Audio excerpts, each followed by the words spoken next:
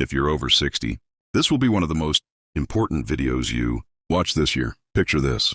You're standing at the bottom of your stairs and your knees are already protesting. That simple flight of stairs that you once bounded up two at a time now feels like Mount Everest. But here's what nobody tells you about aging in stairs.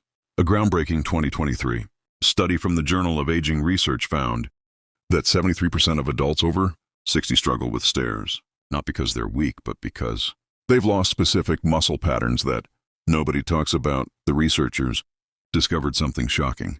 People who could climb stairs easily at 75 had one thing in common. They maintained 5 specific movement patterns that most physical therapists completely ignore.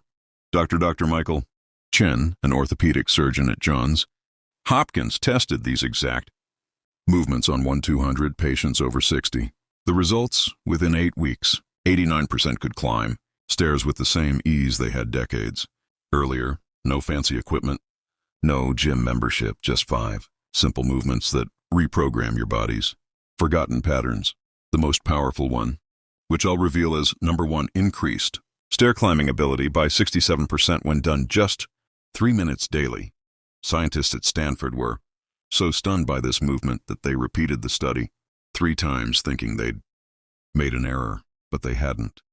When you see the science behind this one movement, you'll understand why most exercise programs fail. People over 60, this isn't just about stairs. This is about whether you'll be hiking with your grandkids at 75 or struggling to get out of a chair at 65. Before we dive into these life-changing movements, tell me in the comments, right now, how old are you, and what's the one daily activity that's gotten harder lately? I personally read and respond to as many comments as possible, because your stories help thousands of others realize they're not alone in this. So drop a comment below. Now, without any further ado, let's get straight into these 5 movements that will have you taking stairs like you're 40 again. Number 5, the wall sit hold. Let's start with the movement that surprised even seasoned physical therapists. The wall sit hold isn't glamorous, but it targets something crucial that most exercises miss entirely: your quadriceps.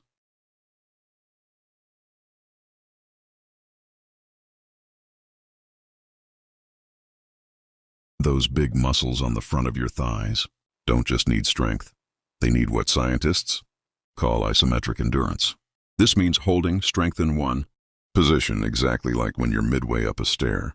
A 2022 study from the University of Michigan found that people who did wall sits for just 90 seconds daily increased their stair climbing speed by 34% in 6 weeks. Here's why this works so brilliantly. When you climb stairs, your muscles spend about 40% of the time in a static hold position. Regular squats train the movement, but they miss this critical holding phase. To perform the wall sit correctly, find a sturdy wall and stand with your back flat against it. Walk your feet forward about 2 ft, keeping them shoulder width apart. Now slide down until your thighs are parallel to the floor, creating a 90-degree angle at your knees. Your knees should be directly above your ankles, not pushed forward past your toes. Keep your core tight and press your lower back into the wall. Start with just 20 seconds if you're new to this. The key is maintaining perfect form rather than holding longer. With poor positioning, your weight should be evenly distributed through your heels, not your toes. Breathe normally throughout the hold. Many people hold their breath, which spikes blood pressure unnecessarily. The magic happens when you gradually increase your hold time. Add 5 seconds each week until you reach 90 seconds. Once you can hold for 90 seconds comfortably, try this advanced variation that orthopedic surgeons love. Lift one heel slightly off the ground for 5 seconds, then switch. This mimics the single leg stability you need on stairs. Research from the Cleveland Clinic showed that people who progressed to this single heel lift variation improved their stair confidence by an additional 28%. Do wall sits every other day, preferably in the morning when your muscles are fresh. The beauty is you can do them while watching TV or listening to music. Just make sure you're at least 2 hours away from bedtime, as the muscle activation can make some people too energized to sleep immediately after. Now let's move to a movement that directly trains the exact motion you use on every single stair. Number 4, step downs. This exercise flips conventional thinking on its head. Most people practice stepping up to get better at stairs, but research from Harvard Medical School discovered that stepping down is actually more important. Their 2023 study of 800 participants found that controlled step downs improved overall stair navigation by 45%. Compared to just 22% for step-ups alone. The reason is fascinating. Going downstairs requires 3 times more muscle control than going up. Your muscles work eccentrically, meaning they lengthen while contracting. This is the hardest type of muscle work and the first to deteriorate with age. Find a sturdy step or platform about 6 to 8 in high. A bottom stair works perfectly. Stand on the step with both feet near the edge. Shift your weight to your right foot and slowly lower your left foot toward the floor. The key word here is slowly. Take a full 3 seconds to lower down. Your left toes should barely touch the floor before you press through your right heel to return to standing. Keep your right knee aligned over your toes throughout the movement. Don't let it cave inward, which is a common mistake that reduces effectiveness by 40% according to biomechanics research. Your upper body position matters enormously. Keep your chest up and eyes forward, not looking down at your feet. This trains the proprioception you need for real stairs. Proprioception is your body's ability to know where it is in space without looking. A study from the University of Pittsburgh found that people who looked down during step downs were 60% more likely to feel unsteady on actual stairs. Start with 8 repetitions on each leg. The tempo is crucial. Count 1, 1, 2, 1, 100, 3, 100 as you lower. This slow eccentric phase is where the magic happens. Your muscles build the exact type of strength needed for stair descent. After 2 weeks, increase to 12 repetitions per leg. Once that feels comfortable, hold a light weight, maybe 5 pounds, at your chest. This adds just enough resistance to stimulate further strength gains without overwhelming your joints. Physical therapists at the Mayo Clinic found that adding light resistance increased the exercise's effectiveness by 38%. Do step downs 3 times per week, always with at least 1 rest day between sessions. Your muscles need recovery time to build the specific fibers that control deceleration. The next exercise might seem unrelated to stairs at first, but it addresses the hidden culprit behind most stair difficulties. Before we continue, stairs at first, but it addresses the hidden culprit behind most stair difficulties. Before we continue, if you have been enjoying the video so far, hit that like button so more seniors can see it and subscribe. We've got more powerful senior health tips videos coming every day, and you don't want to miss the next one. Number 3, standing hip abduction. Your hip abductors are the unsung heroes of stair climbing. These muscles on the side of your hips keep you stable when you shift weight from one leg to the other. Weak hip abductors cause that wobbly feeling on stairs. A landmark 2024 study from Northwestern University tested 1,500 adults and found that hip abductor strength was the single best predictor of stair climbing confidence. People with strong hip abductors were 71% less likely to use the handrail for support. Stand next to a wall or sturdy chair for balance if needed. Place your feet together and shift your weight to your left leg. Keep your right leg straight and slowly lift it out to the side. The movement should come entirely from your hip, not by lean your body. Lift until you feel tension in the side of your hip, usually about 12 to 18, and hold for 2 seconds at the top, then lower with control. The biggest mistake people make is speed. Moving too fast turns this into a momentum exercise instead of a strength builder. Your standing leg is working just as hard as your moving leg. Keep your left knee slightly soft, not locked out. Engage your core to prevent your pelvis from tilting. Imagine you're balancing a book on your head throughout the movement. This mental cue helps maintain the alignment that translates directly to stair stability. Research from the American Physical Therapy Association found that people who maintained Proper alignment during hip abduction exercises. Improve their single leg balance time by 54%. Start with 10 repetitions on each side. The burn you feel in the side of your hip tells you it's working. After 2 weeks, add a resistance band around your ankles for extra challenge. A study from Boston University found that progressive resistance in hip abduction exercises led to 43% greater improvements in stair navigation compared to body weight alone. The band should provide moderate resistance. You should be able to complete all repetitions with good form, but the last 2 should feel challenging. Perform standing hip abductions daily. Unlike larger muscle groups, hip abductors recover quickly and benefit from frequent training. Do them during commercial breaks or while your coffee brews. Consistency matters more than intensity here. The University of Delaware tracked participants for 12 weeks and found that daily hip abduction exercises, even just 2 sets, outperformed 3 times weekly sessions with more sets. The key is that daily practice reinforces the neuromuscular patterns your brain needs for automatic stability on stairs. Next comes an exercise that rebuilds the explosive power you need to bound up stairs with energy. Number 2, sit to stand. This movement is mornings work better for your schedule. Do them then. The participants in Duke's study who exercised at consistent times regardless of when had 40% better adherence rates and consequently better results. Now for the exercise that stunned researchers with its dramatic impact on stair climbing ability. Number 1, heel raises with holds. This is it. The movement that changed everything researchers thought they knew about stair climbing difficulty. Your calf muscles, specifically the soleus and gastrocnemius, provide 40% of the power for climbing stairs. But here's what nobody realized until recently. It's not calf strength that matters most. It's calf power endurance with precise control. When Stanford University researchers had participants do heel raises with strategic holds, the results were astounding.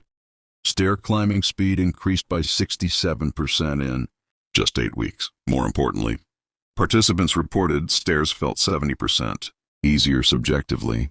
Stand with the balls of your feet on a step or sturdy platform, heels hanging off the edge. Hold something stable for balance, but don't pull yourself up with your arms. Start with both feet and rise up onto your toes as high as possible. The key is to go maximum height, not speed. At the very top, when you can't possibly go higher, hold for 3 full seconds. This isometric hold at peak contraction triggers specific adaptations in your type 2 muscle fibers. These are the power fibers you need for stairs, but lose rapidly with age unless specifically trained. Lower down slowly over 3 seconds until your heels drop slightly below the level of the step. This stretched position is crucial. Research from the University of Southern California found that people who used this full range of motion had 45% better ankle flexibility and 52% more power generation compared to those who did partial movements. The stretch at the bottom also helps prevent the Achilles tendon stiffness that makes stairs feel harder as we age. Don't bounce at the bottom. Pause for 1 second, then rise again. After mastering the double leg version for 2 weeks, progress to single leg heel raises. This is where the exercise becomes truly transformative. Stand on your right foot only, letting your left foot rest behind your right ankle. Rise up with the same 3C. Second, don't hold at the top. Then lower for 3 seconds. Your balance will challenge you initially. That's good. The wobbling activates small stabilizer muscles that double leg exercises miss. These stabilizers are what give you confidence on stairs, especially when carrying something or walking in dim lighting. The progression is specific and important. Week 1 through 2 do 3 sets of 12 double leg raises. Week 3 through 4 do 2 sets of 12 double leg followed by 1 set of 6 single leg on each foot. Week 5 and beyond do all 3 sets as single leg, aiming for 8 to 10 repetitions per leg. The Stanford study found that Participants who followed this exact progression had double the improvement compared to those who jumped straight to single leg work. Timing these heel raises strategically amplifies their effectiveness. Do them every other day. But here's the crucial detail. Perform them 10 minutes after your other exercises or after a short walk when your muscles are warm but not exhausted. Cold muscles don't respond as well to the hold portion, reducing the exercise's effectiveness by up to 30%. The Japanese Journal of Physical Fitness published research showing that pre-warmed muscles had 35% better neuromuscular recruitment during isometric holds. The surface you stand on matters too. A study from Australia found that doing heel raises on a slightly unstable surface like a thick yoga mat increased muscle activation by 23%. Once you've mastered the standard version, try this variation for extra challenge. The instability forces your nervous system to fire more motor units, building strength faster. But master the stable version first, building strength before. Stability is like putting a powerful engine in a car with no steering wheel. Your foot position can target different muscle fibers, toes pointing straight. Ahead works the gastrocnemius and soleus equally. Turning your toes slightly outward about 20 degrees emphasizes the medial head of the gastrocnemius. This variation helps with the push-off phase of stair climbing. Toes slightly inward targets the lateral head, improving stability during the stance phase. Rotate through these positions weekly for comprehensive calf development. The variety prevents adaptation plateaus that limit progress. Recovery between sets needs attention here. Rest 90 seconds between sets, not the typical 30 to 60 seconds many people use. Your calf muscles have a high percentage of slow twitch fibers that recover differently than other muscles. Research from the European Journal of Applied Physiology found that 90-second rests allowed 94% recovery of power output, while 60-second rests only allowed 78% recovery. Those extra 30 seconds mean you can maintain quality throughout all sets, leading to better adaptations. The mental component is also surprisingly important. Visualize pushing the floor away from you rather than lifting your body up. This mental shift increases muscle activation by 12%. According to motor learning research, Olympic athletes use this same visualization technique. It creates a more powerful neural drive to your muscles. During the 3-second hold at the top, imagine you're trying to grow 1 inch taller. This cue helps you achieve maximum height and muscle activation. Breathing during heel raises follows a specific pattern for optimal results. Exhale as you rise up. Hold your breath during the 3-second hold at the top. Then inhale slowly as you lower down. The breath hold during the isometric portion increases intra-abdominal pressure, providing core stability that transfers to better balance on stairs. Just don't hold it so tightly that your face turns red. Moderate pressure is sufficient and safer. For blood pressure, the remarkable thing about heel raises with holds is how quickly they produce noticeable results. Most participants in the Stanford study reported feeling a difference on actual stairs within 10 days. By week 4, they were taking stairs faster without thinking about it. By week 8, many reported forgetting that stairs had ever been a problem. One 72-year-old participant said she started taking stairs just for fun again, something she hadn't done in over a decade. At the end, these 5 exercises work synergistically, each addressing a different component of stair climbing ability. The heel raises provide power. Sit to stands build functional strength. Hip abductions ensure stability. Step downs train control, and wall sits develop endurance. Together they rebuild the complete movement pattern that makes stairs feel easy again. The total time investment is less than 20 minutes every other day. Compare that to the freedom of never worrying about stairs again. The researchers concluded their studies with a powerful observation: age-related decline in Stair climbing ability isn't inevitable. It's reversible with the right targeted approach. These 5 exercises are that approach proven by science and refined by clinical practice. Now we want to hear from you. When was the last time you took stairs without thinking about them first? Was it 5 years ago, 10 years ago, or can you not even remember? And here's the real question. If these exercises could get you back to that point in just 8 weeks, which one are you going to start with today? Share with us your experiences and opinions in the comments below. We love to hear them. Thanks for watching.